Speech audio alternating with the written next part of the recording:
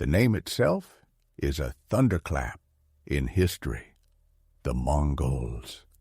We picture the endless sea of horsemen, the storm of arrows that blacked out the sun, the brutal, terrifying efficiency of an empire forged in fire and fear.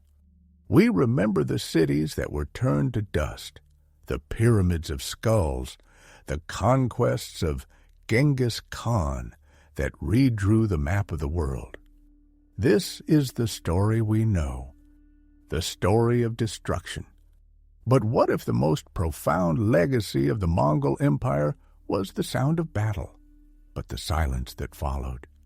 What if their most lasting impact wasn't on the cities they burned, but on the DNA of the people who survived? And what if the very yoke of their oppression unintentionally planted the seeds of a new world? Prepare to look beyond the battlefield.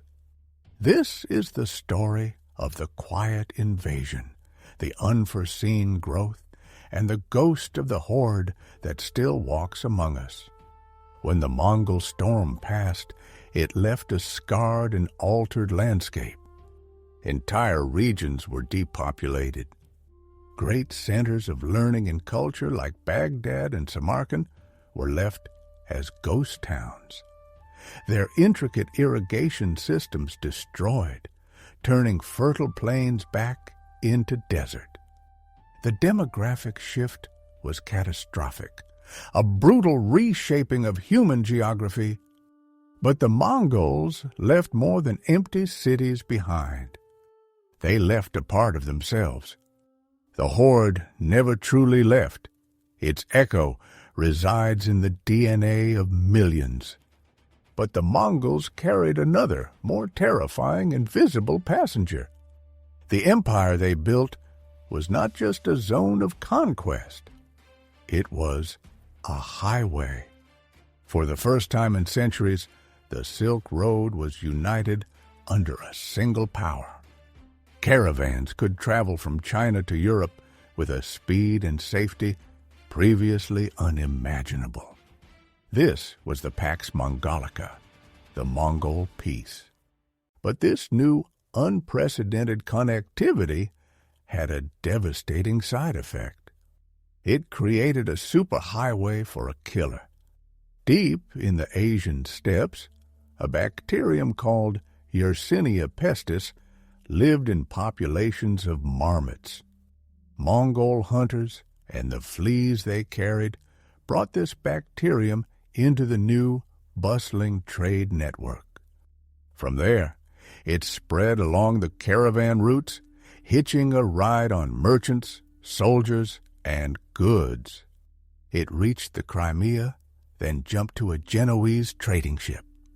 Within a few years, it had exploded across Europe as the Black Death, killing as much as half the population.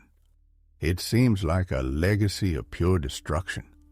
But here, the story takes a strange and paradoxical turn. Out of the oppression of the Mongol yoke, an unforeseen growth began. The Pax Mongolica, the same network that carried the plague, also carried ideas and technologies that would spark a renaissance. Gunpowder, the magnetic compass, printing techniques all flowed from east to west with unprecedented speed, where they would revolutionize European society and warfare. The Mongols were not inventors, but they were the ultimate connectors. They shattered the walls between civilizations and forced the world into conversation. Even the crushing weight of their rule had an ironic side effect. The Mongols were masters of administration, but their primary goal was tribute. They imposed a tax on survival on their conquered peoples, demanding vast quantities of gold, silver, grain, and goods. To meet these relentless demands, local populations were forced to innovate. They had to organize their economies more efficiently. They had to find new ways to extract resources.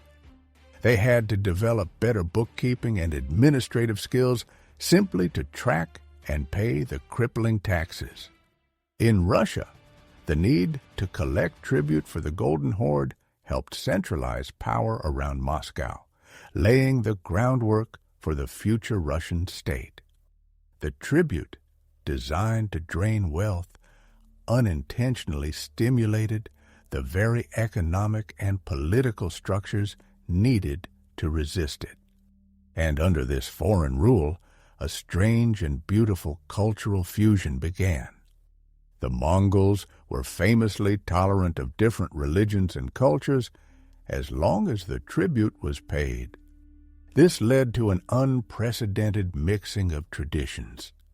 Persian artists and administrators were brought to China, where their delicate miniature painting styles forever influenced Chinese porcelain. Italian merchants like Marco Polo could travel to the court of the great Khan, bringing back stories that would ignite Europe's age of exploration. New words, new foods, new artistic styles, all were blended in this vast continent-spanning melting pot. They were breaking down old identities and, in the process, helping to create new ones. The legacy of the Mongol Empire is a profound paradox. They were the agents of one of the greatest demographic disasters in human history, yet their conquests also led to a genetic legacy of unparalleled scale.